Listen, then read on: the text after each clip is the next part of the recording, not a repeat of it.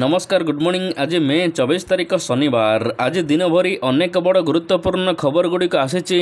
आज जुक्त 2 नामलेखा अन्यपटे पुणी थे फेरला मास्क कटकणा। यह सहित सुभद्रा योजना ठारू आरंभ कर राज्य सरकार अनेक नुआ योजना आसी। तेज आसतु आज सकाळ आसी 25टी बड़ खबर उपर नजर पकाइबा। नंबर 1 मठ मंदिर तैयारी करिवे सरकार। श्रीमंदिर परिक्रमा प्रकल्प बेले भंगा जाइथिबा मठ एवं मंदिर गुड़िकर पुनर्वास करिवे मोहन सरकार। मोट 19टी मठ को पुनर्वास करने को प्रक्रिया आरंभ कर गोटे जगार मठ गुड़िकर विजयस्थली स्थापन कर पुरी सहर में एक जगह चिन्हट कर गोटे जगार मठ गुड़िकर विजयस्थली रहिले भक्त मानक दर्शन एवं सेवा पूजा करने को सुविधा हेबो। एहाकु नै देवोत्तर कमिशन सहित 2 थर बैठक बसी आईन मंत्री पृथ्वीराज हरिचंदन कहते 2024 रे श्रीमंदिर परिक्रमा प्रकल्प पर समस्त मठगुड़ी को भांगी दि जाइतिला। नंबर 2 आज जुक्त 2 पर आवेदन। चलित शिक्षा वर्ष पर जुक्त 2 रे नामलेखा आज आरंभ होउछि। साम्स पोर्टाल जरिया रे छात्र छात्री माने आवेदन करि परिबे। एने उच्च माध्यमिक शिक्षा निर्देशालय पक्षरु विधिबद्ध विज्ञप्ति प्रकाश पाइछि। एथिरे कुहा जाइछि जे जुक्त 2 रे नामलेखा लगी आवेदन मे 24 तारिख ठारू आरंभ होई जून 30 तारिख रे शेष हेबो। जुलाई 7 रे प्रथम मेरिट लिस्ट प्रकाश पाइबो। एहा परे जुलाई 8 रु 14 जाय एडमिशन हेबो। एहा परे जुलाई 24 तारिख रु जुक्त 2 छात्र छात्री मानकर क्लास आरंभ हेबो। आगु तो रज पर्व आछि। कोन गारमेंट फील्ड रे बिजनेस करिया पई चाहुछंदी ताले जोगाजोग करंतो कोलकातार सबुठु बड़ मैन्युफैक्चरिंग एंड होलसेलिंग कंपनी सहित प्रकाश एंटरप्राइज साड़ी जोगाई दउछि। मात्र 115 टंका नाइटी पाई परिबे मात्र 80 और कुर्ती पाई परिबे मात्र 53 टंका। छोट पिलांको आइटम पाई परिबे मात्र 36 टंका। नंबर 3 मुख्यमंत्री कन्या विवाह योजना रे सामिल होई पारिबे विधवा महिला। तेबे मुख्यमंत्री मोहन चरण माझी कहिसंती मुख्यमंत्री कन्या विवाह योजना अधीन रे विधवा महिला मानकु सामिल करने को निर्देश दिया जाइछि। राज्य सरकार बुधवार दिन लोकसभा भवन रे मुख्यमंत्री कन्या विवाह योजनार समीक्षा करिसंती। कार्यकारी हेबाक थिबा एही योजना रे गरीब असहाय आर्थिक क्षेत्र रे सुचल नथिबा परिवार को तांकर कन्या विवाह पई राज्य सरकार सहायक हेउचंती। एही योजना रे सामूहिक विवाह कराजिबो एवं सरकार समस्त खर्च बहन करबा सहित कन्या पई एक उपहार मध्य प्रदान करिवे। नंबर 4 बदलिला सावित्री छुट्टी। बदलिला सावित्री अमावास्या छुट्टी मे 27 तारिख परिवर्ते मे 26 तारिख को छुट्टी घोषणा करिसंती राज्य सरकार। ए संपर्कित प्रस्ताव को अनुमोदन देइचंती सरकार। मुख्यमंत्री मोहन चरण माझी सावित्री अमावास्या पई छुट्टी मे 27 तारिख को परिवर्तन करी 26 तारिख करने को निष्पत्ति नैचंती। चलित वर्ष सावित्री अमावास्या सरकारी छुट्टी मे 27 तारिख को स्थिर होइतिला। तेबे पूरी मुक्ति मंडप सहित अन्यान्य धार्मिक अनुष्ठान एवं पांजी गणनाकारी आनुष्ठानिक भाव में कहिसंती जे मे 26 तारिख रे सावित्री अमावास्या पालन कराजिबो।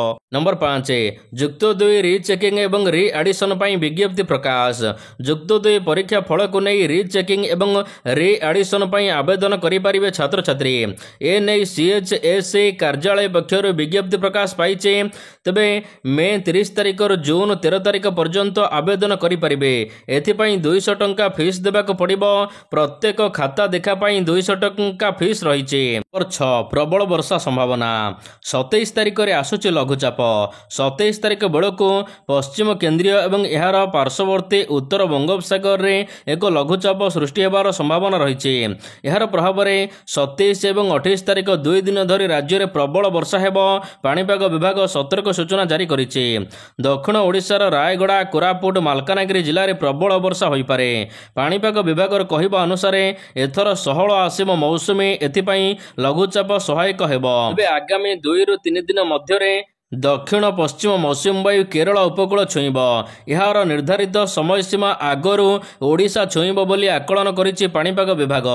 नंबर 7 जून 1 रे खोलिबो हीराकुद गेट।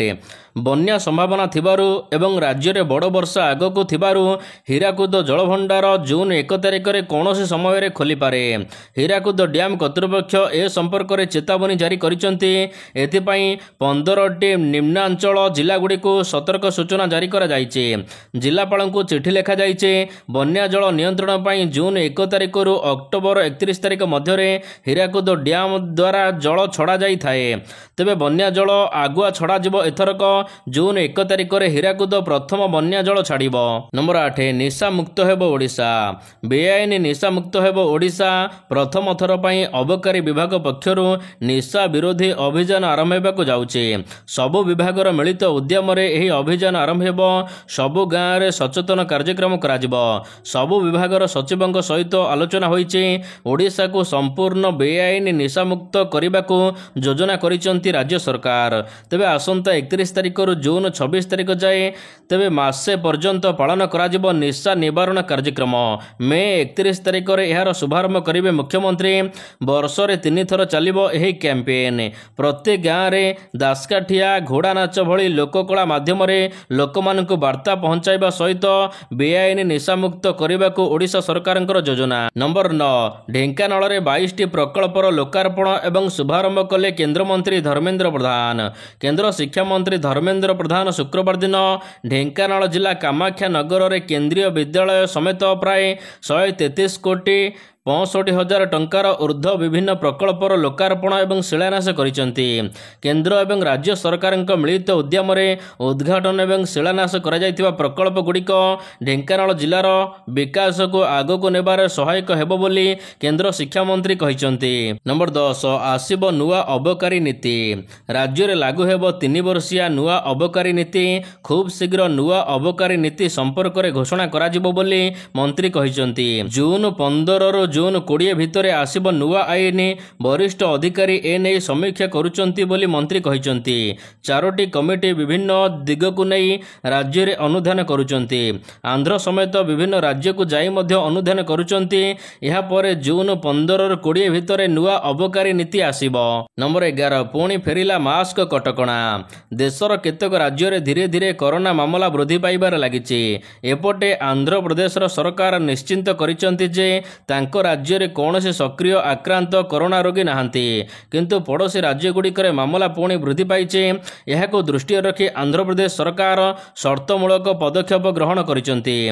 ରାଜ୍ୟ ସ୍ୱାସ୍ଥ୍ୟ ଏବଂ ଚିକିତ୍ସା ପରିବାର କଲ୍ୟାଣ ବିଭାଗ ପକ୍ଷରୁ ସାର୍ବଜନୀନ କରାଯାଇଥିବା ନିୟମରେ କୁହାଯାଇଛି କି ଏଣିକି ସପିଂ ମଲ୍, ସିନେମା ହଲ୍, ପୂଜାସ୍ଥଳୀ, ବଜାର ଭଳି ଜନଗହଳି ପୂର୍ଣ୍ଣ ସ୍ଥାନରେ ମାସ୍କ ପିନ୍ଧିବା ବାଧ୍ୟତାମୂଳକ।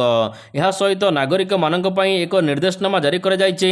ସ୍ୱାସ୍ଥ୍ୟ ବିଭାଗ ନାଗରିକମାନଙ୍କୁ ସତର୍କ ରହିବାକୁ ପରାମର୍ଶ କରିଛି। ଥଣ୍ଡା, ଜ୍ୱର, କାଶ, ଗଳା ଯନ୍ତ୍ରଣା ଭଳି ସାଧାରଣ ଲକ୍ଷଣ ବ୍ୟକ୍ତିମାନଙ୍କୁ ଶୀଘ୍ର ଡାକ୍ତରଙ୍କ ପରାମର୍ଶ କରିବାକୁ କୁହାଯାଇଛି। ନମ୍ବର 12 ରାଜ୍ୟରେ ଥିବା ସମସ୍ତ ପୁରୁଣା ସରକାରୀ ବସ୍କୁ ଇଭିରେ କନଭର୍ଟ କରିବେ ରାଜ୍ୟ ସରକାର। ପ୍ରଦୂଷଣ ରୋକିବାକୁ ରାଜ୍ୟ ସରକାରଙ୍କର ନୂଆ ଆକ୍ସନ୍ ପ୍ଲାନ୍। ଏଣିକି ସରକାରୀ ପୁରୁଣା ବସ୍ଗୁଡ଼ିକୁ ଇଭି ବା ଇଲେକ୍ଟ୍ରିକ୍ ବସ୍ରେ ପରିବର୍ତ୍ତନ କରାଯିବ। ବସ୍ ସହିତ ବିଭିନ୍ନ ବିଭାଗର ସରକାରୀ ଗାଡ଼ିକୁ ମଧ୍ୟ ଇଭି କରାଯିବ। ଏଥିପାଇଁ ଏକ ଜର୍ମାନୀ କମ୍ପାନୀ ସହିତ ରାଜ୍ୟ ସରକାର ଆଲୋଚନା କରିଛନ୍ତି ବୋଲି ପରିବହନ ମନ୍ତ୍ରୀ ବିଭୂତି ଜେନା ସୂଚନା ଦେଇଛନ୍ତି। ପରିବହନ ମନ୍ତ୍ରୀ କହିଛନ୍ତି ପେଟ୍ରୋଲ ଡିଜେଲରେ ଚାଲୁଥିବା ଗାଡ଼ିଗୁଡ଼ିକୁ ଇଭିରେ ପରିବର୍ତ୍ତନ କରିବାକୁ କମ୍ପାନୀ ଖୁବ୍ ଶୀଘ୍ର ନୂଆ ପ୍ଲାଣ୍ଟ ଓଡ଼ିଶାରେ ସ୍ଥାପନ କରିବ। ଏଥିପାଇଁ ଖୁବ୍ ଶୀଘ୍ର ରାଜ୍ୟ ସରକାର ଇଭି ପଲିସି ମଧ୍ୟ ଲାଗୁ କରିବେ। ଏଥିରେ ଇଭି ଗାଡ଼ିଗୁଡ଼ିକ କ୍ରୟ କରିବାକୁ ହେଲେ ଏଣିକି ସବସିଡି ମଧ୍ୟ ବୃଦ୍ଧି କରାଯିବ। ନମ୍ବର 13 ରଥଯାତ୍ରାରେ ମିଳିବ ସରକାରୀ ସହାୟତା। ରଥଯାତ୍ରା ପାଇଁ ମିଳିବ ସରକାରୀ ସହାୟତା। ରାଜ୍ୟର ବିଭିନ୍ନ ସ୍ଥାନରେ ରଥଯାତ୍ରା ପାଇଁ ଏଣିକି ସରକାରୀ ସହାୟତା ଉପଲବ୍ଧ କରାଯିବ। ଏନେଇ ସୂଚନା ଦେଇଛନ୍ତି ଆଇନ ମନ୍ତ୍ରୀ ପୃଥ୍ୱୀରାଜ ହରିଚନ୍ଦନ। ରଥ ନିର୍ମାଣ, ରଥଯାତ୍ରା ପାଇଁ ଆର୍ଥିକ ସହାୟତା ବହନ କରିବେ ରାଜ୍ୟ ସରକାର। ଦେବୋତ୍ତର ଆଇନ ଅଧୀନରେ ସମସ୍ତ ଜଗନ୍ନାଥ ମନ୍ଦିରଗୁଡ଼ିକୁ ଏଥିରେ ସାମିଲ କରାଯିବା ସହିତ ସହାୟତା ଦିଆଯିବ। ଏନେଇ ଅନେକ ଆବେଦନ ସରକାରୀ ସ୍ତରରେ ହସ୍ତଗତ ହୋଇଛି। ଯେଉଁମାନେ ଆବେଦନ କରିନାହାନ୍ତି ସେମାନଙ୍କ ସମ୍ପର୍କରେ ମଧ୍ୟ ବିଚାର କରାଯିବ ବୋଲି ମଧ୍ୟ ମନ୍ତ୍ରୀ କହିଛନ୍ତି। नंबर 14 राजधानी रे व्यापिला कोरोना पुणी कड़ लेउटाउची कोरोना सारा देश रे एबे कोरोना भूताणु बढ़ी चली किछि वर्षर व्यवधान पर पुणी थरे कोरोना भाइरस फेरिछि तेबे कोविड-19 द्वारा एणिके राजधानी रे अधिक मामला देखा देइछि राजधानी दिल्ली मुंबई यह सहित ओडिशा रे मध्य अनेक स्थान रे मामला वृद्धि पाउछि। नंबर 15 उपकूल राजपथ को नहीं पुणी के उपकूल राजपथ निर्माण को नहीं के बसिछि दशंधिरू अधिक समय बीती जाइथिले मध्य पद्म घुंची घुंची जाउछि। जातीय राजपथ एनएचआई कर्तृपक्ष डाकिथिबा 4टी पैकेज टेंडर खोलिबा तारीख मे 23 तारीख थिबा बेले एहार गोटिए दिन पूर्वरु समस्त टेंडर को प्रशासनिक कारण दर्शाई बातिल करा जाइछि। एहाकु नै ओडिशा रे उपकूल राजपथ निर्माण को नै पुनि थरे अनिश्चितता देखा देइछि। बारंबार नक्शा परिवर्तन एवं नाना विवाद परे खोर्धा जिलार बड़ पोखरी ठारू केन्द्रापड़ा जिला मशाकणी पर्यंत 163 किलोमीटर राजपथ निर्माण करने को जनवरी 8 तारिख रे टेंडर डका जाइथिला एबे पुणी थरे समस्त टेंडर को बातिल करिसंती सरकार। नंबर 16 बन्या बात्या मुकाबिला पई राज्य सरकारक आगुआ प्रस्तुति बन्या बात्या पई एबे ठारू राज्य सरकार प्रस्तुति आरंभ करि दैचंती जेहेतु आगको वर्षा ऋतु आसुचे आउ चलित वर्ष स्वाभाविक ठारू अधिक वर्षा संभावना रहिचे एथि पई एहा सहित बन्या मुकाबिला एवं बात्यार मुकाबिला पई सरकार प्रस्तुति आरंभ करिसंती विशेषकर सहरांचल रे बन्या स्थितिर मुकाबिला पई एक्शन प्लान प्रस्तुत करा जायछि। नंबर 17 दिल्ली गस्तरे मुख्यमंत्री दिल्ली गस्तरे जाइचंती मुख्यमंत्री मोहन चरण माझी आज नीति आयोग बैठक रे मुख्यमंत्री जोग देबे एहा परे 25 रे एनडीए मुख्यमंत्री सहित बैठक रे मध्य जोग देबे। मुख्य शासन सचिव मनोज आहूजा मध्य मुख्यमंत्री सहित दिल्ली गस्त करिसंती आज प्रधानमंत्री नरेंद्र मोदी अध्यक्षतार बसिबो बैठक एथिरे विभिन्न राज्यर मुख्यमंत्री मध्य सामिल हेबे। एही बैठक रे 2047 को भारत विकसित देश गढ़िबा उपरे आलोचना कराजिबो। नंबर 18 बसिब कोटिया कमिटी बैठक जून 3 तारिख रे बसिब कोटिया कमिटीर प्रथम बैठक एने राजस्व मंत्री सुरेश पुजारी सूचना दैचंती कोटिया पाई स्वतंत्र अधिकारी नियुक्ति हेबे कोटिया पाई दीर्घ एवं स्वल्प मियादी योजना कराजिबो एने सुप्रीम कोर्ट रे मामला पुनर्विचार पाई आवेदन होईची कोटिया लोक ओडिशा सहित थिले एवं रहिचंती बोली सुरेश पुजारी कहिचंती कोटिया विवाद प्रसंग रे राज्य स्तरीय कमिटी गठन करा जाइछि एथिरे राजस्व विपर्यय परिचालना मंत्री सुरेश पुजारी अध्यक्षता करुथिबा बेले 16 जन कमिटी रे सदस्य अछंती। नंबर 19 लिंगराज मंदिर रे अण हिंदू श्री लिंगराज मंदिर रे विदेशी पर्यटक रोमरू आसीथिबा जणे पर्यटक लिंगराज मंदिर भितर को पसी बुलुथिबा बेले सेवायत माने धरिथिले ए नै मंदिर सुपरवाइजर अवगत करा जायथिला एहा परे लिंगराज मंदिर रे होइथिला बड़ गोधोली नीति चून पकाई श्रीमंदिर रे शुद्धि करा जायथिला। नंबर 20 शहीद जवान परिवार को मुख्यमंत्री योगी आदित्यनाथ बड़ घोषणा उत्तर प्रदेश मुख्यमंत्री योगी आदित्यनाथ गतकाली शहीद जवान परिवार मानक पई एक बड़ घोषणा करिसंती। अयोध्या रे श्री हनुमान कथा मंडपर उद्घाटन कार्यक्रम रे जोग देई से कहिसंती कि देश पई शहीद हेउथिबा जवान मानक पई मुख्यमंत्री बड़ घोषणा करी कहिसंती देशर सुरक्षा पई शहीद होइथिबा कोनोसी सैनिकंकु आमे पूर्ण सहयोग प्रदान करूचु 50 लाख टंकार आर्थिक सहायता सहित चाकरी दिया जिवो। नंबर 21 भारत उपर राग सुझाइला बांग्लादेश भारतर क्रिया पर एवं प्रतिक्रिया प्रकाश करिछि बांग्लादेश रद्द करिछि 180 कोटी टंकार एक चुक्ति पहलगाम आक्रमण पर पाकिस्तान को समर्थन करुथिबा बांग्लादेश को हाथ न मारी भातरे मारिबा रणनीति आपणाइछि भारत आउ एहार प्रतिक्रिया स्वरूप भारत उपर रागरे एबे 180 कोटी टंकार डील को रद्द कर देइछि बांग्लादेशर यूनुस सरकार। नंबर 22 भारत रे आईफोन तैयारी बंद कर एप्पल को ट्रम्प को वार्निंग अमेरिका राष्ट्रपति डोनाल्ड ट्रम्प शुक्रवार दिन पुणी थरे एप्पल सीईओ को चेतावनी देइचंती से कहिचंती अमेरिका रे विक्रय हेउथिबा आईफोन अमेरिका रे ही निर्माण हेबा उचित भारत बा अन्य कोनोसी देश रे नुहे एहा सहित ट्रम्प एप्पल उपरे अति कम रे 25% टैरिफ शुल्क लागू करबा को धमक मध्य देइचंती।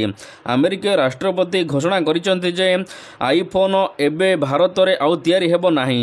ଏହା ଆମେରିକା ଫୋନ୍ କେବଳ ଆମେରିକାରେ ହିଁ ତିଆରି କରାଯିବ। ନମ୍ବର 23, ରୋହିତ ଏବଂ କୋହଲିଙ୍କ ବିନା India England test match. June ମାସରେ ଇଂଲଣ୍ଡରେ ହେବାକୁ ଥିବା 5 ମ୍ୟାଚ୍ ବିଶିଷ୍ଟ ସିରିଜ୍ ପାଇଁ ଶନିବାର ଦିନ ମୁମ୍ବାଇରେ ଟିମ୍ ଇଣ୍ଡିଆ ଘୋଷଣା କରାଯିବା ନେଇ ଆଲୋଚନା ହୋଇଛି। ତେବେ ଏହି ଟେଷ୍ଟ ମ୍ୟାଚ୍ ପୂର୍ବରୁ ଟିମ୍ ଇଣ୍ଡିଆର ଅଧିନାୟକ ରୋହିତ ଶର୍ମା ଏବଂ ବିରାଟ କୋହଲି ଟେଷ୍ଟ ମ୍ୟାଚ୍ରୁ ଅବସର ଘୋଷଣା କରିସାରିଛନ୍ତି। ତେଣୁ ଏବେ ଇଣ୍ଡିଆ ଟିମ୍ ପାଇଁ ଏକ ଚ୍ୟାଲେଞ୍ଜର ସମୟ, କାରଣ ରୋହିତ ଏବଂ କୋହଲି ଦଳରେ ଏବେ ଆଉ ଉପସ୍ଥିତ ରହିବେ ନାହିଁ। ବିକଳ୍ପ ଖୋଜୁଛି ଦଳ। ତେବେ ଏ କଥା ଆମେ କହୁନୁ, ଭାରତୀୟ ଟିମ୍ର କୋଚ୍ ଗୌତମ ଗମ୍ଭୀର ମଧ୍ୟ କହିଛନ୍ତି। ନମସ୍କାର, ଜୟ ଜଗନ୍ନାଥ। ଆଗକୁ ତ ରଜ ପର୍ବ ଆସୁଛନ୍ତି। ଆପଣ କ'ଣ ଚିନ୍ତା କରୁଛନ୍ତି ଗାର୍ମେଣ୍ଟ ଫିଲ୍ଡରେ ବିଜନେସ୍ କରିବା ପାଇଁ? ତାହେଲେ ବିଳମ୍ବ କ'ଣ ପାଇଁ? ଯୋଗାଯୋଗ କରନ୍ତୁ କୋଲକାତାର ସବୁଠୁ ବଡ଼ ଗାର୍ମେଣ୍ଟ ହୋଲସେଲର ସହିତ Prakash enterprise. A to Z readymade garment item ଆପଣ ହୋଲସେଲିଂ ପ୍ରାଇଜର ପାଇପାରିବେ। ଶାଢ଼ୀ ପାଇବେ ମାତ୍ର 115 ଟଙ୍କା, ନାଇଟି ପାଇବେ ମାତ୍ର 80, କୁର୍ତ୍ତି ପାଇବେ ମାତ୍ର 53 ଟଙ୍କା। A to Z readymade garment item ଆପଣ ହୋଲସେଲିଂ ପ୍ରାଇସ୍ ବହୁତ ସୁଲଭ ମୂଲ୍ୟରେ ପାଇପାରିବେ। ଯୋଗାଯୋଗ କରନ୍ତୁ, ସ୍କ୍ରିନରେ ନମ୍ବର ଦିଆଯାଇଛି।